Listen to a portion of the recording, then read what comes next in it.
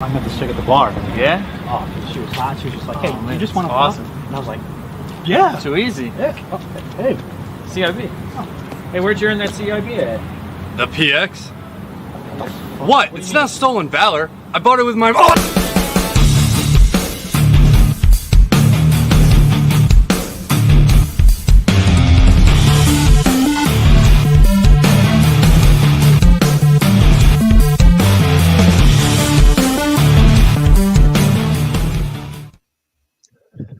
Hey guys, welcome to another Throat Punch Thursday. This was going to be a fun one. Don't set me up for failure, man. I'm not going to set you up for failure. Hey, first thing I got to jump out there. David Finkel, really? What the hell, dude? Dropped a 20 before the live even started. Nice. And David's been on. He's a Navy vet, active duty Navy, active duty Army, and National Guard vet. Yeah. So David's been around a bit. Yeah, he has.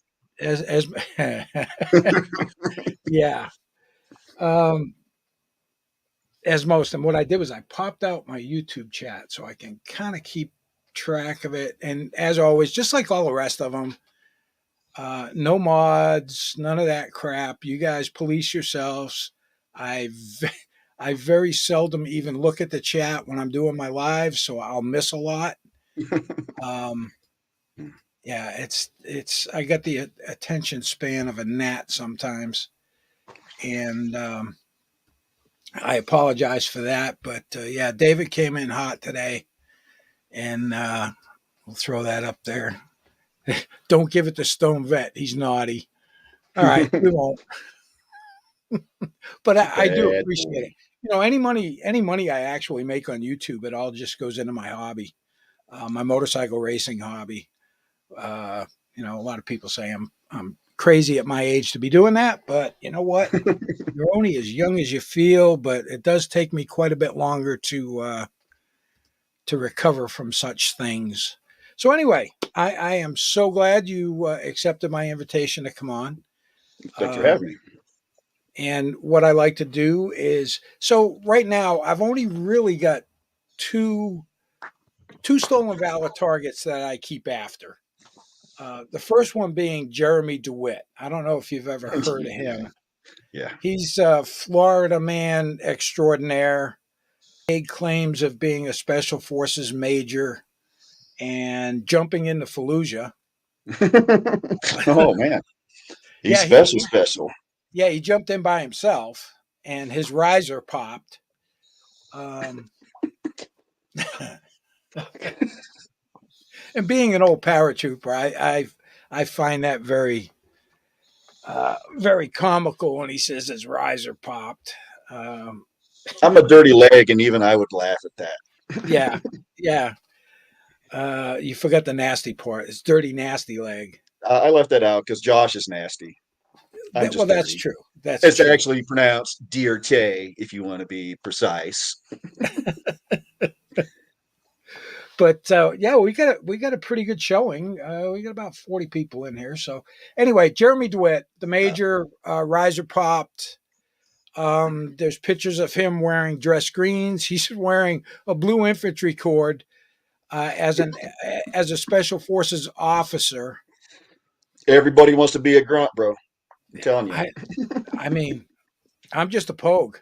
People other than grunt, you know. Stupid. And it's hilarious. But yeah, he's wearing an infantry blue braid, blue cord, and he's got a silver star and a whole bunch of shit on the ribbon rack. And he could never serve in the military because he was a convicted felon at the age of 18. So, plus, as time progressed, he ended up on the sex offender registry in Florida. Oh, even better. And he was arrested numerous times for impersonating a police officer with his funeral escort business. That's where I've seen him at, is on those stupid videos of his. Yeah. Yeah, he buys a bunch of retired police motorcycles and police cars and does them all up with purple and white lights and drives like a maniac. But that's all come to an end. And he spent some time in jail for that. And he's out right now, but he's next month, actually, he's pending fraud charges, insurance fraud charges. And to be Oh, that's right. truthful, I think he's going to get more time in jail over that than he did for anything else. You know, it's funny how that works too, because it seems like those white collar dudes do get more time than the violent dudes. And I don't understand the concept. It's crazy. Well, anytime you start messing with big corporations' money, But yeah, money talks. yeah. I love some of the I just noticed the comment 50-50 the intersection sergeant and all that. Those are some of his quotes from some of his Nice. videos. But and the reason I keep him in the highlight, number one, he's never confessed to any of his indiscretions in regards to a military career, which he never had. And it's all been proven. It's all done through Freedom of Information Act requests through the National Personal Record Center. He attempted to enlist, or he supposedly attempted to enlist in the Florida Guard, but I chased that rabbit hole down, and I spoke to a recruiter at the office, and he had a letter, and that all fizzled out. There was nothing to it because he would have needed a waiver being a felon, and you have to get your felony record expunged in order to get the waiver. And there was no possible way that was going to happen. Yeah. So, it's freedom fighter, -37. He went on the Phil, what was it? Dr. Phil show. And they gave him a lie detector test and he scored a -37. That is the highest negative score I have ever heard of in polygraph history. Yeah, it's So great. I made a video that he was part of the -37 special farces. Nice. And then, But, of course, it's funny how hard is it to get into the military, but everybody thinks that, it's so easy and only us fucking troglodytes are the ones that get into the military. It's way harder to get into the military than college. College is easier. You just got to throw yeah, some oh money. yeah. They just want your money. You're right. The army wants your fucking soul. Oh, they do, and they take a lot of it while you're there. And your butt. Yeah, And they take a lot of that too. yeah. I'm surprised I'm not sitting on bone, especially as a platoon sergeant. My guys Yeah. don't do this, and what do? Yeah. So, did you ever hear the Fobbit song? I don't think so. I'll have to find it. There was this song that these guys. It was kind of like a rap song, and it was all about Fobbits, and it was hilarious, and it was going around. So all of our vehicles had PA systems in it, and Right. my ASV crew, they had a PA on the truck, and they would drive by the DFAC on Fob Merez playing the Fobbit song. And I kept telling them, guys, knock it off. And yep. Next thing I know, I'm in the commander's office getting my ass chewed. Yep, I told him not to do it anymore. Okay, all set. Next thing I know, I'm at the landowners, the commander that oversees the Mosul area. And why do you guys think it's such a great idea to be playing that music as you drive by the DFAC? And I'm like, That wasn't us, sir. That's the PSYOP guys. I promise. I played dumb. I don't know what you're talking about. I know they have PA systems, but they're not supposed to be using them for anything but training exercises when we're out with the Iraqi police. So, and then of course we have. So that's my. I think his last self promotion was to major. So I've got a phony fake field grade officer special forces that I keep the highlight on. And then of course we've got fraud at Wrangler, Michael Kaiser, staff sergeant, 3 tour, 2 Purple Heart. There's so many claims that he made over all of his videos. I I don't remember them all, but I know every one of the videos he posted has been archived by many people because he's taken a lot of them down. And that's all been archived and is forever stored because the internet is forever. Yeah, people don't get that. Yeah, and then and it's funny how he keeps attracting. So he had some mayor from a town in Georgia on. Yeah, Um, Ponzi or some he's shit. got so that's one Potter. elected official. Then he's got J.J. Scarborough, the elected jailer of Meade County, and I know we've been having fun in the background in regards to this Chief Tuttle, Country Top 3, who called me fat. Yeah, this guy, fat guy. Said I can't run a mile. And there was some other stuff. I was rolling on the floor laughing. It was just way too funny to look at. Yeah, his Humvee got hit at 70 miles an hour. Now you know what an up armored Humvee is. Yeah, I rode in a couple, once or twice. It's a rickety pile of shit. And the only way it's going to go 70 miles an hour is if you drop it out of the back of a C-130. Or if you roll it, which is real easy to do down a hill. It's got enough weight, it'll pick up speed rolling. Yeah, that's true. It might. They are so tough. I'm talking about, rolling over. But it'll never go 70 miles an hour on its wheels. That's not possible. Not without the jack shafts just completely shearing off. Maybe if it was on a train. I don't know.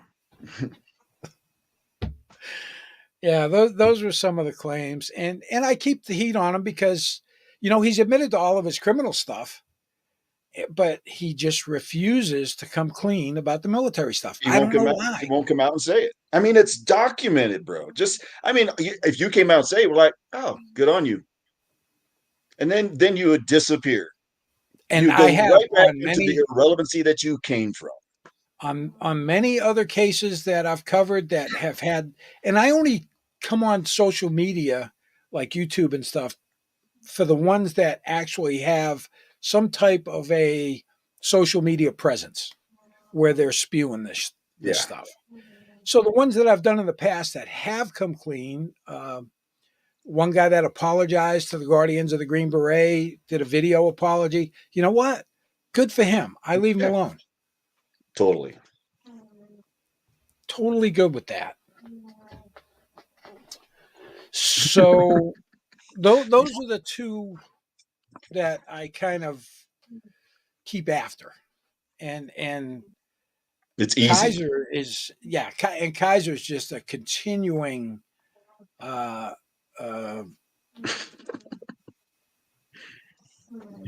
comedic, and it's the same two people all the time. It's that Chris and Tiffany and always Dan, Georgia Transparency, who is a combat veteran with 3 tours. Documented. Yeah, that's my favorite part. Is all of these folks simply ignoring the documentation? It's automatically, oh, you faked it. I mean, no matter what you do, they're always gonna keep continuing their spiel of shite. And then Chief Tuttle had a video out that said, "Oh, these guys are just manipulating those documents." No, we're not. No, that's a federal offense. Those are federal documents. Yeah, requested under Freedom of Information Act. Those have not been doctored one bit. You can request them.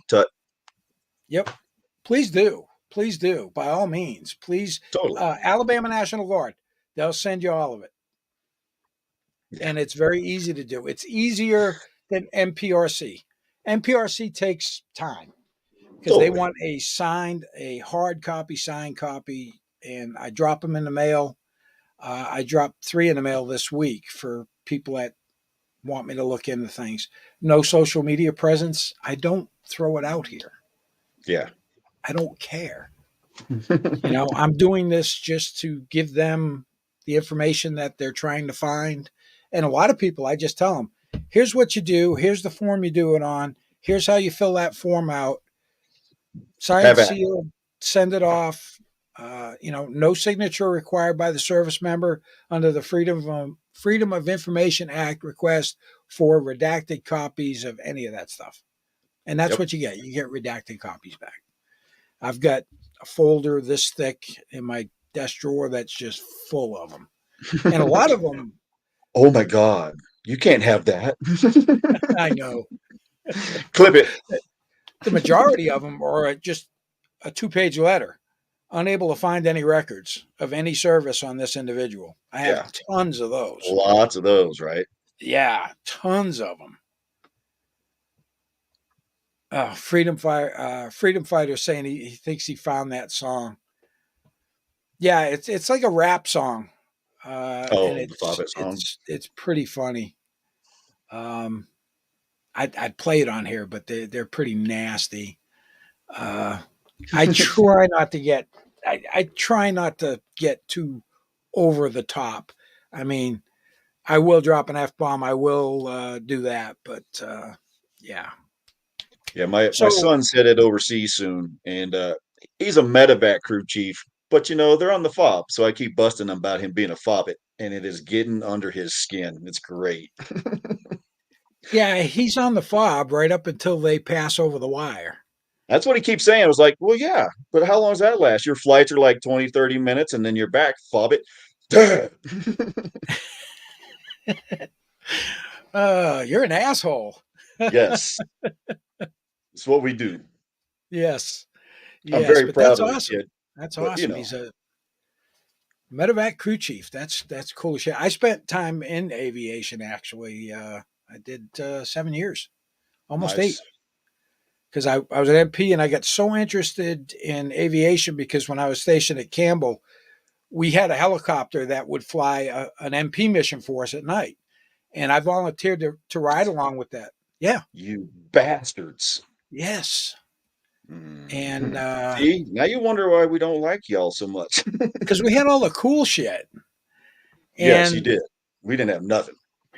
so it was an OH-58. We got to fly around in that. And I re-enlisted to go to crew chief school. Then I applied for flight school, and I had an injury in flight school and couldn't complete. And then when I tried to go back, my vision had gone to shit, so I couldn't pass Class 1 flight physical. But I've got a friend that I reconnected with that we were in flight school together back in '82. So yeah, it was. Did they even have like glass cockpit? Enclosed cockpits on those helicopters? I was like 9 years old, dude. Well, when you looked up in the sky, that was us flying over. Nice. Yeah, my son, that's his goal too. I knew I was going to get my nuts busted having you on here because I mean, well, it's just part of the gig. And so, how is the show going with Josh? How long have you known Josh? You've known him since when? Since '03, so over 20 years. We were in the same PSYOP company together, and they shipped us over to the 307 PSYOP company because they were the ones deploying. So we bulked up their ranks. We were in this. The company supports a division, and each detachment supports a brigade, and each team supports a battalion. So you can imagine how far apart we were all spread. I might have saw Josh maybe 5 times the whole time we were deployed because we weren't ever together. No, and you were busy as shit too, I'm sure. Yeah, we were busy. It was a good time. 04, 05 was still a good war. It was hot. It was fun. But then when Third ID rolled back in, you could tell that they brought the flagpole with them, and it was getting stupid. Where's your iPro? Salute. I'm not saluting anybody. Get away from me, dude. Just go back to the talk, guy. I used to, you bring that up while we were on the fob. If my lieutenant was giving me some shit about something, I'd always do a salute and point at him. And he's like, knock that shit off. You knock it off. Yeah, so I mean the show's, I don't know how the show's going. I just We started together. This years ago. He's been doing this YouTube thing for a while. Not me. It was not my gig. I could care less. But he started doing the platoon hard drive thing, and then he wanted to do these movie reviews. So he asked me to come on and be a guest on his show and review a movie of my pick of a deployment movie. And that's how the whole Bronze Stars and NJP's thing kind of started. And he's like, "Oh, this is great. That was awesome. Hey, man, you want to come on and be like a coach?" So I'm like, "Sure. That sounds like a good time. I'd like to be." It was just fun hanging out with Josh. Yep. I don't hang out with anybody anymore. I don't, not anybody from any of my past lives. So being able to hang out with somebody with shared experience has been great. Even though it's virtual, we haven't seen each other since 2017 when we met up at a bar in Arlington. Yeah. But it's been great. I mean, we're in contact every day. We talk about the show. I kind of roll my eyes, and I laugh at him because he's over the top. But that's always been Josh. But what I love about Josh is you guys have seen him when he's bent, right? You've seen him when he's bent, and it's fucking. You guys encourage him, which of course that's what we all do. Yeah. Well, that's But what then you're you supposed saw to do. him. Yeah, but then you saw him flip that switch, and I saw a guy I haven't seen in a lot of years when he was on Huck's show. He came in. He wasn't the Stone vet. He can say whatever he wants to say, but I saw a completely different person, a person I had seen 20 years before, and he proved that throughout the entire thing. His level, he's still got that control level that people don't quite give him credit for. He doesn't give himself credit for it, but I watched it firsthand, and it was fun to watch. Oh It yeah. was annoying It to was. listen to, Yeah, but fun to watch. unfortunately, it was, but it was. Yeah, he kept his composure, and yeah, you could tell that. He got the So dope he wanted with very few words from him, yeah, yeah, you can and then tell some. he's an intel analyst and has worked people before. Yeah. It's there. When I first Josh contacted me quite a few years ago, 3-4 years ago. Um, and it's probably because I have some small level of credibility in regards to the stolen valor stuff. Right. My channel has some, however minor amount of credibility it is. It's freaking YouTube, you know. But I always take that extra step to 100% verify people because the last thing I want to do is get it wrong. And so Right. far, I haven't ever been wrong. Knock on wood. I can't say it won't happen, but Totally. I'm just hoping it never does because I always do my records checks. And I have one guy, and he was, going to go at him too, but he contacted me in regards to I can't remember. Oh, it was Blue Bacon, and I said no, Blue Bacon served because he was swearing up and down that he wasn't in the military. Yeah, I And then remember. yeah, and he was like just unhinged. And we talked a couple times on the phone, and I said, look, if you're going to do this kind of stuff, you really have to be on point with it. So then I made mention of a couple of other people that I looked into. Their names escape me right at the moment. And one of them does have a YouTube presence. Blind Justice. That's who it was. Blind Justice. Yeah. So doesn't make any military claims. He is a veteran. Um, and he's like hammering on this guy, and I'm like, dude, I'm telling you, I looked into him, and when I looked into him, uh, I've got a lot of assets I use when I look into people, and I contacted Steve over at Guardians of the Green Beret. Mm-hmm. He has got assets that I don't have. And when he checked the ATARs on this guy, lo and behold, he's a special forces medic. Nice. And I Oh, was that like, guy. I know who you're talking about. Yeah. dude, do not try and blow him out of the water. granted, he's off the reservation. Yeah, okay, that's fine. You But can, yeah, that's one thing. this is what he was. And, don't, yeah, that's the last thing you want to do is that. The very last thing.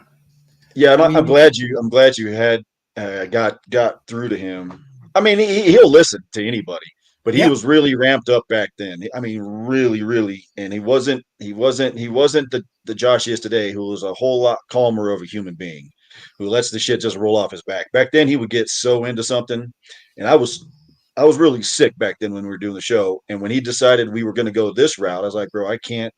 I don't want to jump into those people. I don't care about the 1A folks. I don't care about any of that stuff. I don't. yeah, But I'm same here. so sick that I can't handle the stress that's going to come with that because I knew what was coming. I know Josh. I knew what was coming. Yeah, So I was like, my body can't take that, bro. So I had to bow out. Now, I was out for better part of a year, maybe more. I just recently was able to come back well enough to handle this nonsense. But yeah, that's Josh, man. He's great. I love him. A lot of people don't. A lot of people misread him. We didn't really see eye to eye because we were a whole lot of the same person, and we couldn't see that 20 years ago. Uh, but we admired each other at the same time. You admire those people that like, God damn, motherfucker's pretty straight. Sorry, he's pretty squared away.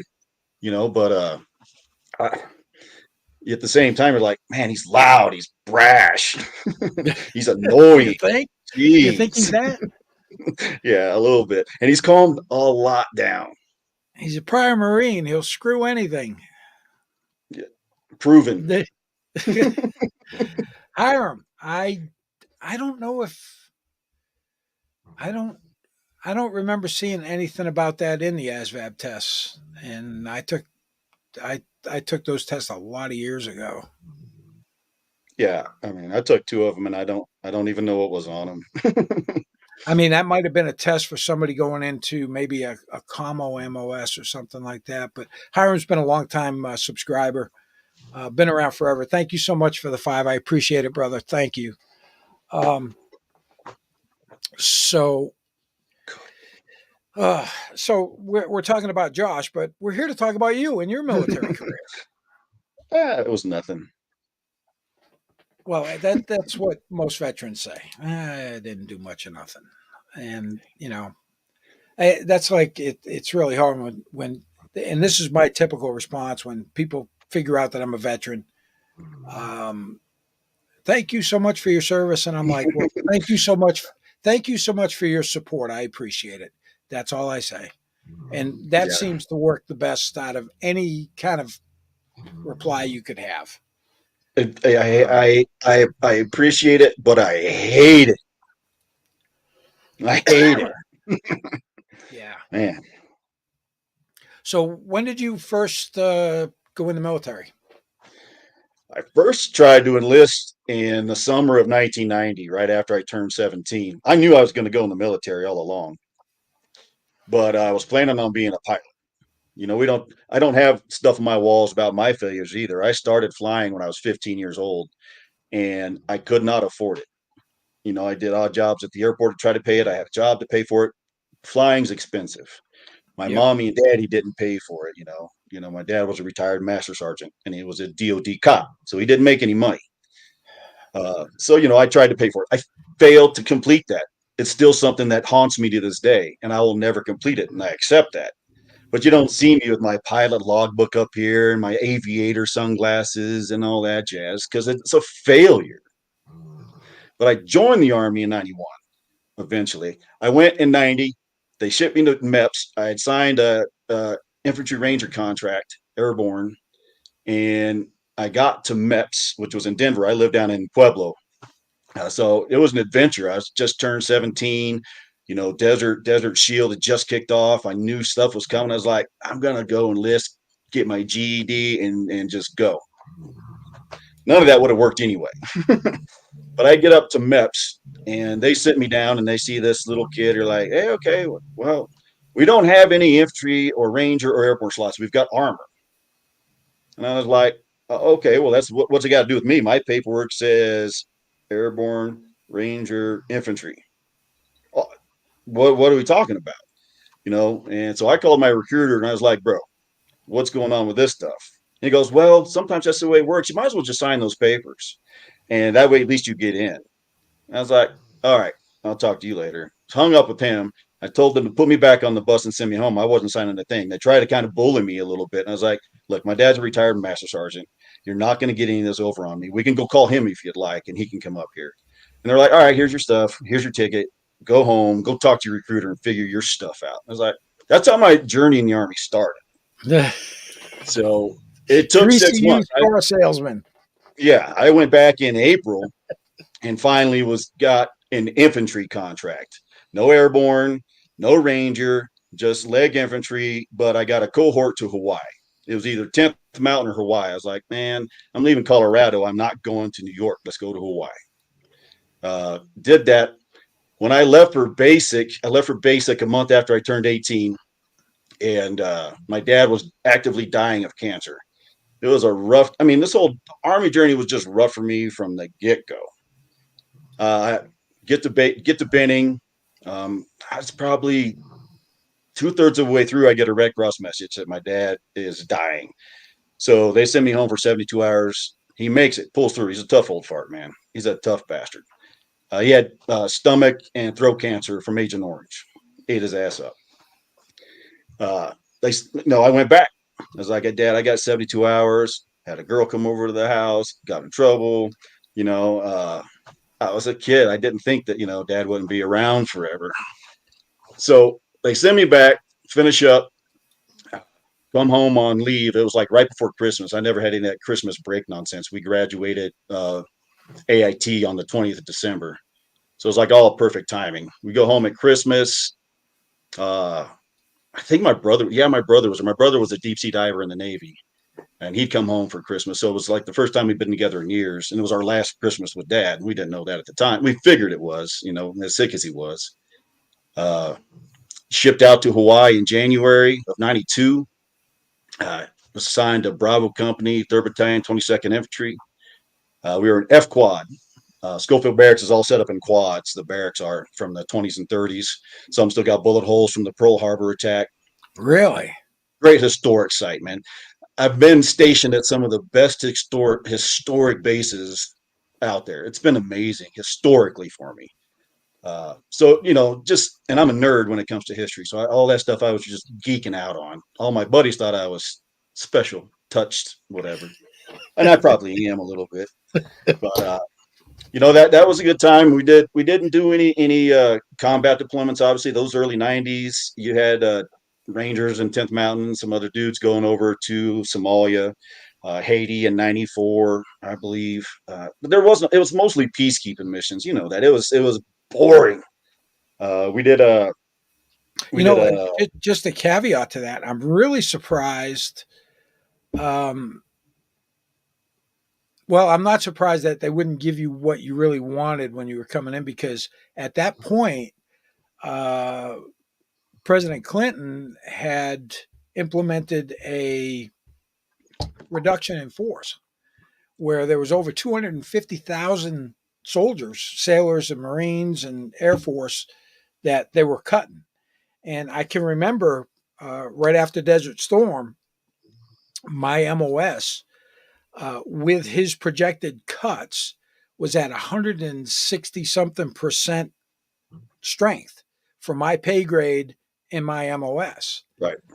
And I'm really, it doesn't surprise me they wouldn't give you what you really wanted, but you did get an infantry slot because infantry didn't really get cut as bad as everything else. No, the top ranks of the infantry got slashed. We had junior NCOs that should never have been promoted to the ranks that they were at, now doing the job of those seniors that got cut. That's what screwed the early '90s Army, in my humble opinion. I had some great NCOs, but you lost so much experience with those dudes. They just said, that's enough. Yeah. It was still Bush the first when I was enlisting. It was '90. But yeah, Clinton, the whole, and I don't care about the politics of it, but the whole, and I've watched it when I was in the government later too in life. the whole dynamics of everything change, and you don't really. I didn't understand it as a young soldier. I didn't understand the global politics and all the nonsense. I just had to get up and go to PT at 5. That's what I knew. Yeah. But we didn't do. We did a peacekeeping, not a peacekeeping, but a humanitarian mission in the Marshall Islands in '93. A boatload of Chinese had smuggled themselves out of China on a container ship, the Eastwood, and pirates were running the ship, Filipino pirates, and their motor died and they were just drifting at sea. And all these Chinese migrants were locked in the hold of the ship. The Coast Guard went out, dragged them in to Kwajalein, which has a missile tracking base on. It's like 3 miles long by 3/4 of a mile wide. Dragged the ship there, and they sent the us infantry dudes over to build a containment camp, a prison camp, and we became prison guards for the month that they were there until we shipped them back to China.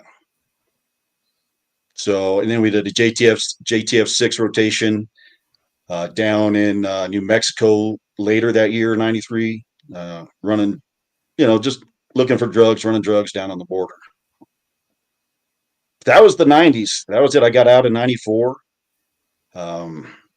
Went back to Pueblo, Colorado. Was there for a few months. Worked at the airport, fueling airplanes. Got in some trouble, so I had to bail. Moved out to Missouri to the family farm with my mom and stepdad. Worked the farm for the summer, and then moved to St. Louis, man. And that's when I kind of.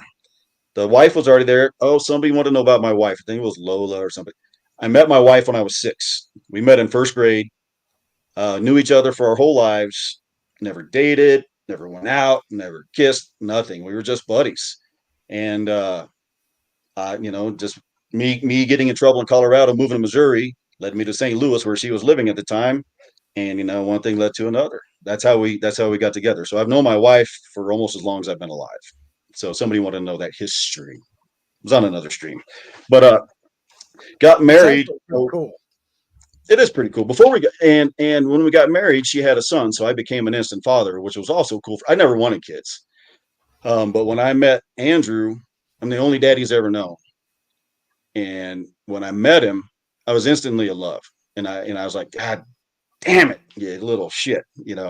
I didn't want to get married. I didn't want to have kids. And here I am now. I'm married and I'm got a kid. I joined a reserve unit prior to getting married so I could get married in my uniform because my wife wanted me to get married in uniform. So I joined this drill sergeant unit, which was the worst mistake of my career. It was an old boy unit stationed at a warehouse at a support center on the east side of the river, on the Illinois side of the river. And when I tell you it's an old boy system, my God, man, these dudes, they kept. I never even got to go to PLDC. I was there for a year or two, and I never got to go to PLDC because they kept sending the same guy who kept failing because he was too fat to pass the PT test. They knew this. He failed every PT test here except for they pencil whipped him so he could stay in. I was fat like me. You must be fat like way me. Fat like you. I mean, geez. So I, once I applied to the Pueblo County Sheriff's Department out here as a jailer, and I got offered the job, and I was like, all right, cool. And then I looked at the amount of pay they were willing to pay me to come out and to be a jailer, to move from St. Louis back to Pueblo to be a jailer. I mean, I was just barely above minimum wage. And I know you start in the jail. I get that. But I was like, there's no way I'm going to move, 1,000 miles for minimum wage in this shithole of a town. Pueblo is a shithole. So I used that letter, though, to get out of that unit. I was like, look, I've accepted this job, sir. I need to get out of this unit. I looked for another one when I got out there. I was like, this is great. This is great. Specialist Johnson, this is awesome. I was like, cool. See you later.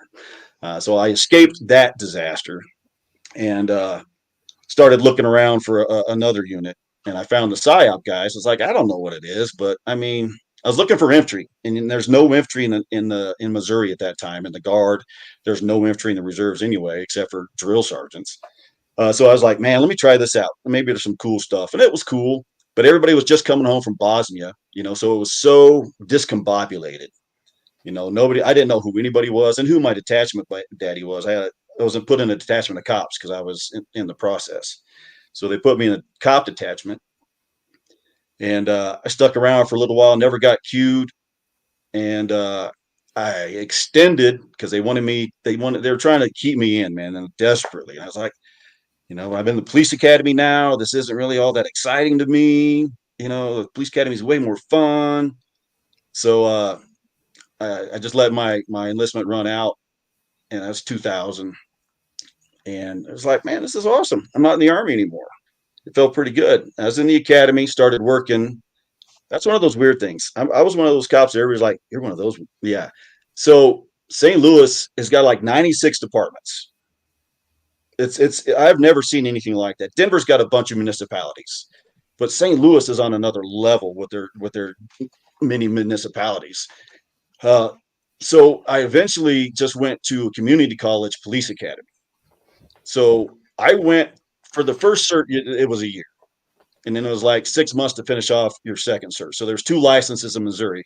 A B license allows you to work in counties of this size or smaller or whatever. I don't know what the standards were, but you had to have a Class A license to work in St. Louis County or St. Louis City or Kansas City, the big cities. You had to have a Class A license. Well, I didn't even have a Class B license when I got hired as a reserve officer. I didn't have anything that would allow me to be a cop. But I get on with this department, and I'm in the academy while I'm working at this department. It's the craziest shit ever. But I'm going to a part-time academy, so I'm going 3 days a week. It's like 5 hours a day, 3 days a week. And I do night classes because I work all day and I'm raising a family. I got a full-time job. It's just one of those. It's everything rolled into one. So we do this. You get that first license, and you're still not legal to work in St. Louis County. You have to have that Class A license to work in St. Louis County. But North County is notorious for hiring people without proper credentials, without proper training, without all this stuff. Well, you don't really understand or to know that when you're the recruit in the class and nobody's telling you differently. You're like, all right, cool. Nobody's saying it's wrong. They hired me, right? Cool, no problem. I don't think anything of it, but then I run into these issues where I have to go to court. I'm on cases, I'm making arrests illegally, probably. I'm not on the paperwork. The full-time officer is on the paperwork, but I'm there, but I have to be in court with them. And I'm like, this is crazy. So I have to tell the chief of the academy, like, hey, sir, I got to go to court. He's like, what did you do? I was like, no, I got subpoenaed on this case. And it started to blow up. Kind of crazy. And I was like, yeah. He goes, you guys really aren't supposed to be doing that. It's going to get you in trouble. I didn't listen. I stuck around, kept doing it. And the chief of my department, he was looking for another detective. And he brought me in his office. He goes, I want to offer you a promotion. It's not going to give you any more pay or anything at all. I'm just going to offer you a promotion.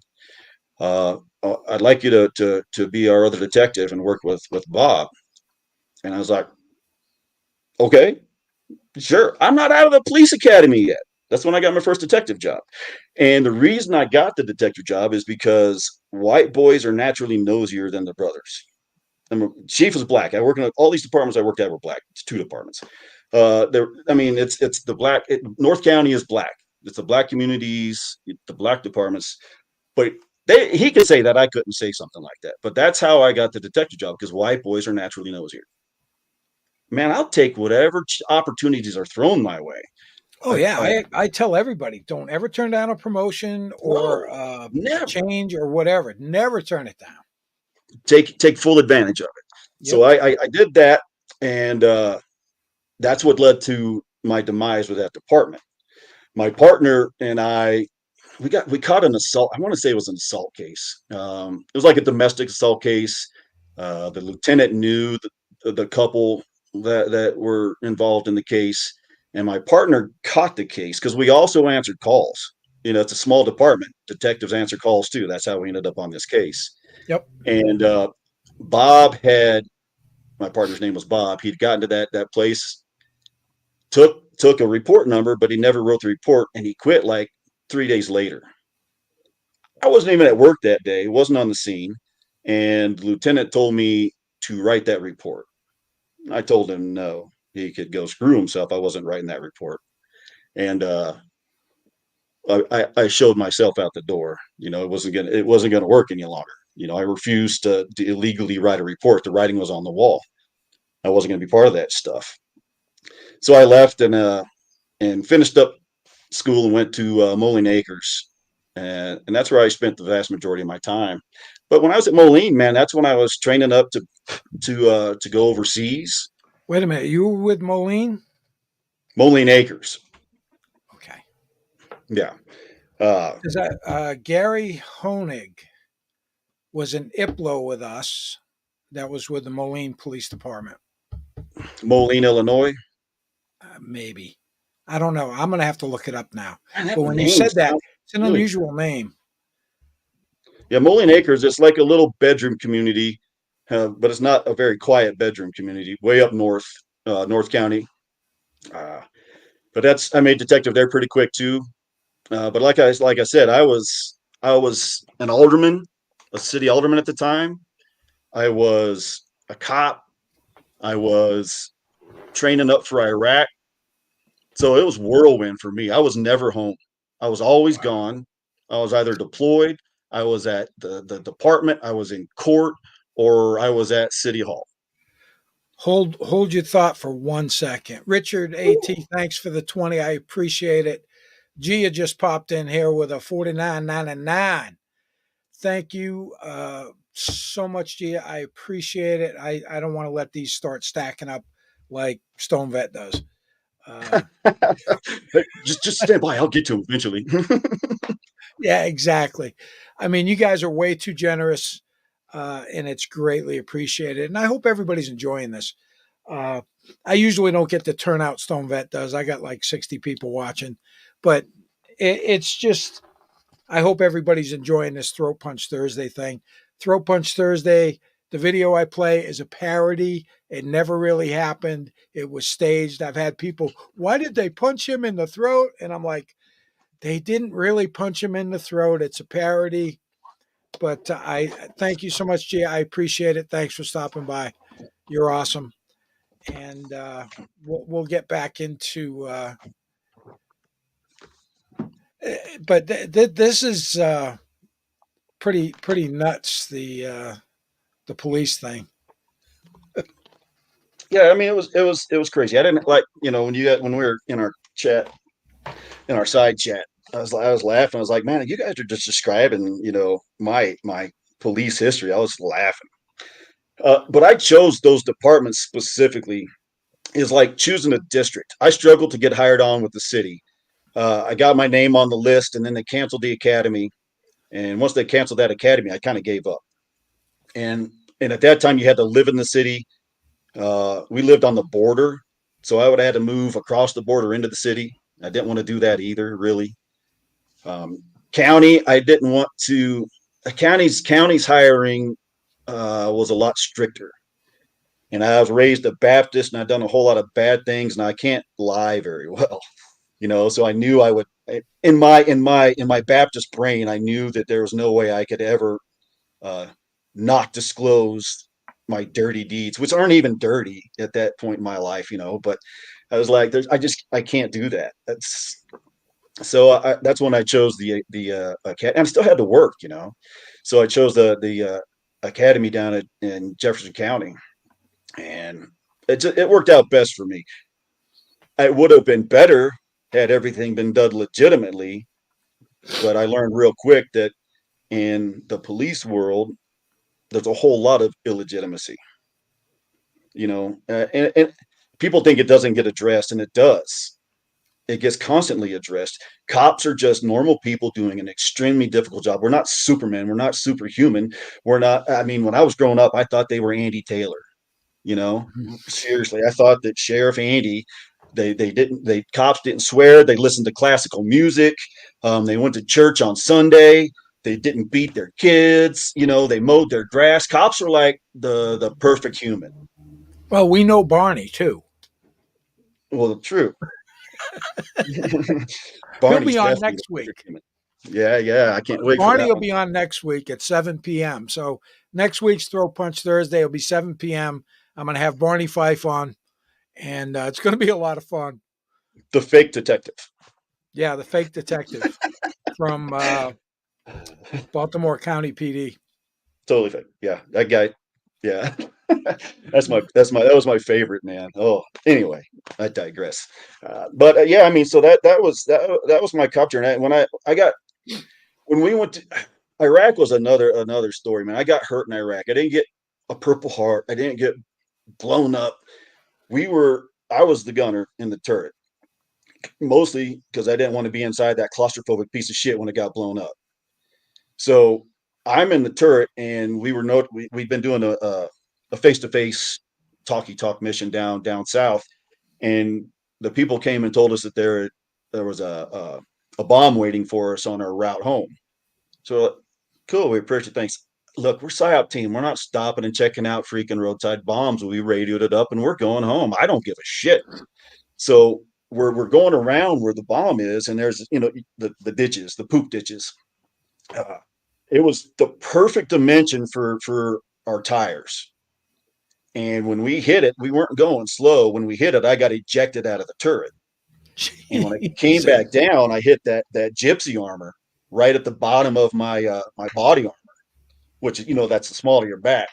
I thought I broke my back. I fell into the turret or into the truck, and I couldn't even move. I mean, I was from the waist down. I was just dead, screaming in pain. I was like, I started punching the driver in the freaking back of the head. But yeah, I screwed up my back really bad. Now I've had enough to leave. I got shot full of Toradol. The Army's great about giving you all the drugs that you want and need as long as you stay in the fight. So I took all the drugs I could get. I'd go back to the medics on the weekly to get Toradol shots just so I could stay. But I mean, it was jacked. And when I got back, PTSD had a big role to play in it. I'm only starting to recognize that now as I look back and I start to see things, because they diagnosed me with PTSD when I got home. I never really believed it, claimed it, or even acknowledged. It's like, no, I don't have that. But they wouldn't take it off or whatever. So I look back and I see that it was more PTSD that took me out of police work than anything. There were some political problems. That was the final straw that broke the camel's back. It's a tiny town, 3,800, 4,000 people. Politics in small towns is worse than politics in big cities. Oh yeah. And at one point, I'd investigated the mayor, who had been an alderman before, for abuse of authority, and he'd been impeached and kicked out of office for that. Well, he later got elected as the mayor. The writing was on the wall. That was the straw that broke the camel's back. But I'd gotten into a foot pursuit with it was a guy that we knew, one of our regulars, and he was a known burglar and just a small time dope dealer. And when I stopped to talk to him, he took off running. So you know how that goes. You start chasing him. Yep. And I'm chasing him. We get to the projects. He goes in between these two apartment buildings and back into the woods. It's nighttime, and he dumps into the woods, and it's just pitch black, and I can't see nothing. My partner's driving because he's slow and kind of fat, and he finally he arrives on the street, but I still can't find this guy. I'm a detective. I don't have a flashlight in my pocket or on my belt. I don't even wear a belt. I don't have a vest. I've got my pistol on my hip and my radio, and that's it. So I'm looking for this clown, and he moves, and I hear a rustling in the brush, and I pile on top of him, and my back goes out. Ugh. I can't move. I am stuck on top of this idiot, in the pitch black. Bob doesn't know where I'm at, and I'm sitting here, and I'm on top. I'm calling his name, and I'm just sitting there like, dude, don't move. And he's like, get off me, detective. I'm like, don't move, dude. I'm going to, and he's like, oh man. Finally, I rolled off. I got him handcuffed, and Bob finally made it up. It was terrible, man. I was like, this is hazardous. I'm going to get my partner killed. I'm going to get myself killed. I'm going to get one of the other guys hurt. It's not worth it. And I wasn't willing to go to the VA to get my back fixed. A lot of guys don't don't realize that either. A lot of guys won't own that when they know. I was terrified. I've never, I've been scared on the job. Some things have scared me. I've never been scared on the job. Let's rephrase that. There's been things that have scared me, but I've never been scared on the job. But that terrified me. When you're in the woods with the subject on your own and you can't move. That was I was like, man, this is I don't tell the wife anything about work, but I came home and I talked about that. She's like, you really need to leave. And for her to tell me to leave something is huge. But yeah, you got to own it. You don't owe it to yourself. Screw yourself. You owe it to your partners and the public. Exactly. That's what it's about. Exactly. But Well, you get excommunicated from those families when you leave too, which is the hard part. yeah, yeah. When you do retire, it's or when you do leave, it's like a light switch. It's Totally. it's that boom. Yeah. Guys that I've worked with that have already retired. Um, when they leave, that's it. It's like they never existed. And you may hear a story about them here and there, but that's it. Um, yeah, it's really crazy how that is. Unlike with the military, like I could be stationed with you here for a year, get to know each other. 5 years down the road, I'll see you and we'll pick it up like it was back then. I think The friendships don't they last over a period of time. I think it's the chronic and the level of shared trauma that cops, firefighters, and those guys experience. We talk about PTSD in the service, but as a cop, it's every single day. Hey, It's yeah, all day long. It never ends. And that's again, that's I'm just now starting to recognize these things because my health has forced me to look that deep. So, but it's amazing when you start recognizing that kind of stuff yep, for what it actually is. Uh, Going toe to toe with some of my cops when I got back, I got put as a shift supervisor, uh, and that rage that was in me, it came with me. So I took more time off when I got home from the department. It was bad. I had a car backfire on me, and I dove into the mud. Prior to leaving for Iraq, I never would have done that. yeah. But things had changed dramatically, and I just blamed it on that's just the job. That's just the job. It's not Iraq. It's nothing that happened. It's none of that stuff. But I guess You know, PTSD is real after all. It's crazy yeah, to it's when I retired, I had to go to the VA and do all that stuff and go through all of the rigmarole, and they screen you for PTSD, and they sent me to some shrink, and I was never diagnosed with it. Is it there? Most likely, but it's there. I've never had those experiences. I have one experience where I got a little cold chill on a traffic stop, and for those of you that know, I've been doxxed. It's out there. I am an active police officer. Um, I've never mentioned my name or my department anywhere on my channel. Um, and I've never used my position for anything to do with this channel. But I made a traffic stop, just a typical traffic stop. I go up to the car. The guy's got a broken window. He's going to open the door. Never a good thing. But luckily, we were in a parking lot when he pulled over. So I get his information. There was a little bit of a language barrier, but I turned around and started to walk back to my cruiser, and he popped the top on a soda can, and it sounded like somebody jacking around. And I got that cold chill, and the hair on the back of my neck stood up. And I turned around as I was reaching for my sidearm and saw what it was. And I was like, dude, really? I went back to my Man. cruiser, finished the traffic stop, but it just, just a little Yeah. sounds like that. but like fireworks, loud explosions. Um, they asked me, well, do you feel anxious when you're in a large crowd? And I'm like, well, what do you mean? She said, well, in a large crowd, are you worried about something happening? I'm like, actually, I prefer to be in a large crowd because if a bomb goes off, you've got all those other people who absorb the blast. And the woman kind of looked at me like I was a nut, but she didn't consider me a nut. They just said I had some anxiety stuff and sent me down the road. Yeah. But I mean, I've gone through my psychological stuff with the police department and all of that. Um, and yeah, I don't know when I'm going to actually pull the plug. It's going to be soon.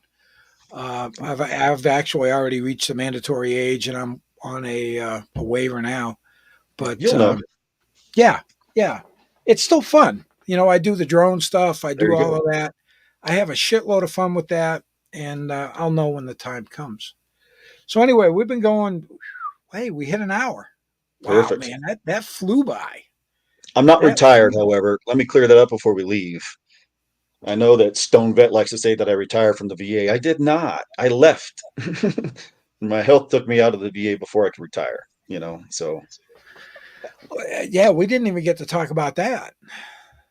no, it's all right. I'm good. But you worked for the VA, and you were a. We could take a couple more minutes. It's not a big deal.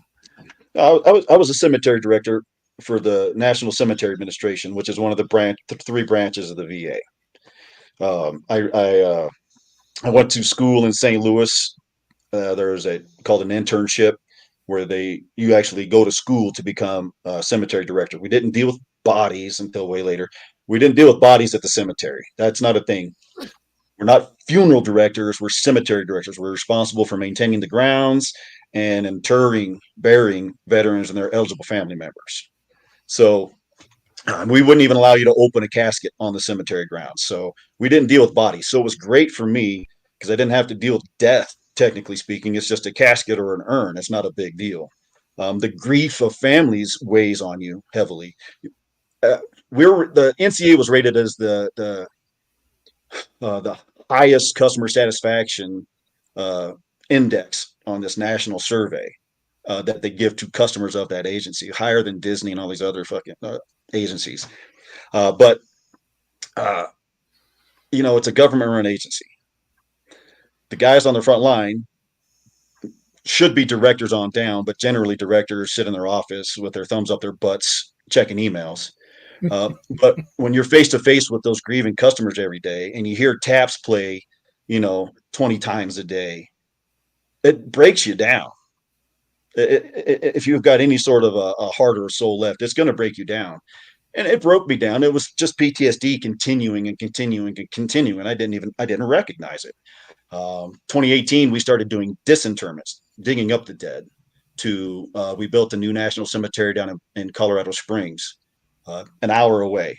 People wanted to move their loved ones who had been buried for however long so they could be an hour closer to them.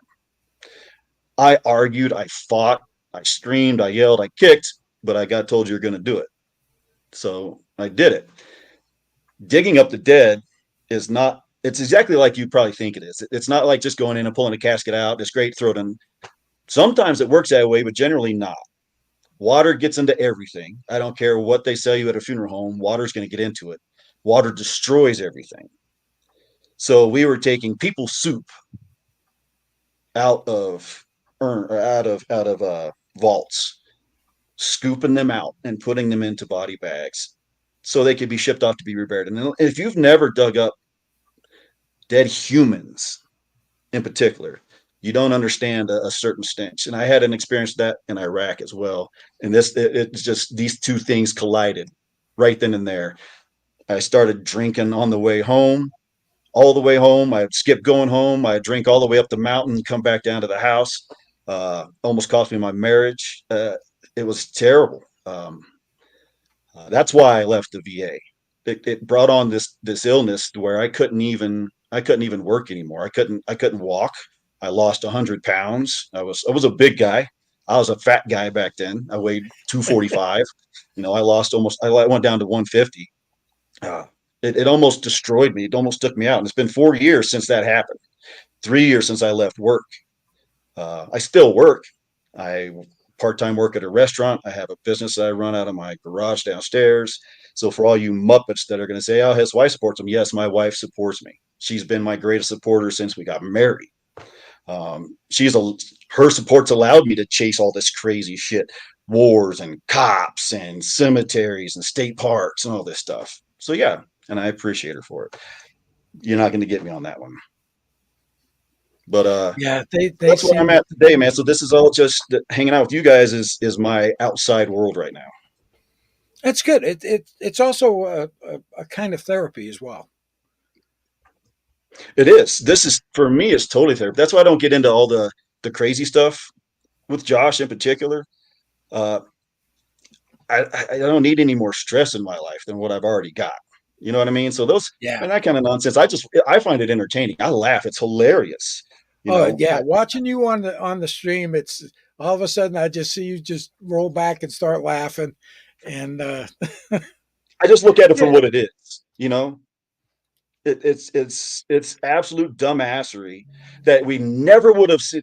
We all grew up without this kind of technology. These people have always been there. We're yeah, related to them. We all have these relatives. Um, but they never had a platform. They could send a note into a column or call into yep. a radio show, and that's the reach of their nuttiness. Now every Muppet has a platform, A and I'm national thoroughly platform, enjoying that. worldwide. International, yes, I love it. The reason I hang out, honestly, is for the chat. This chat is hilarious. They are Yes, they're vicious, they're vile, they're funny, they're sweet, they're kind, they're generous as hell. It's the chats though. I mean, those folks, I don't know these people, but I can sit in here and chat with them like I'm sitting at a bar yep, elbow to elbow with somebody. yep. And 90% of the ones that are here are the same people.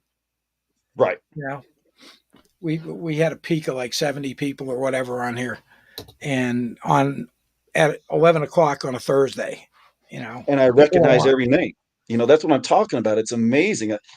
It's hanging out. It's like hanging out with friends. Hey, you're not my friends. I don't know you. but I love hanging out and chatting. It's like Top said, it's absolutely therapeutic for me. Talking to you in real life is absolutely not therapeutic. Being in a crowd is not therapeutic. I don't want to be around that. That's why I moved where I moved. Oh, you didn't like our phone call the other day? Oh no, I didn't talk to you. I talked to Sean. Yeah, it wasn't me. I don't mind. Like I said, I don't mind. Like our chat yesterday. I haven't been that busy on the phone in years. Prolific talkers, you cops. Yeah, our little private chat thing is kind of gone. Uh, next week, Yeah, I can't next, wait, man. next Thursday at 7 p.m. You guys definitely have to tune in because it's going to be a total rebuttal, I guess. I like it. That's what Barney I'm going to speaking call out. it. Throat Punch Thursday. It's not really so much going to be about stolen valor. It's going to be the total rebuttal. Um, and it I should like be a that lot of title. fun. I can only imagine where it's going to go Oh, dude. because uh, that rabbit hole is now 6 foot in circumference, and he's using a drilling rig. So it's going to definitely be it's going to be one you don't want to miss. Oh, that's gonna be And fun. Tippy, thank you so much. I really appreciate it, brother. Having you on here.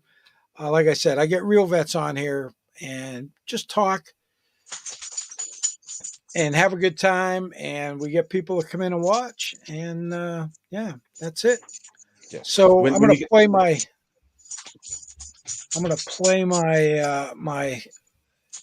my throat punch Thursday. I love this. The guys in the yeah. chat are so awesome. They made this for me, and it's just perfect. It's my intro. It's my outro. Uh, they did a great job with it, and I love them all. Everybody in the chat, like I said, I ignore the chat. I just do. I can't help myself. Thank you so much for all the super chats. You guys are just way too generous. And make sure you tune in next week for next week's. So with that, hey, have yourself a great day. See you guys. And here's the outro. So I met this chick at the bar. Yeah? Oh, she was hot. She was just like, hey, Oh, man, you just want to that's awesome. And I was like, yeah. Too easy. Yeah. Oh, hey. CIB. Hey, where'd you earn that CIB at? The PX? Oh, What? do you It's mean? not stolen valor. I bought it with my.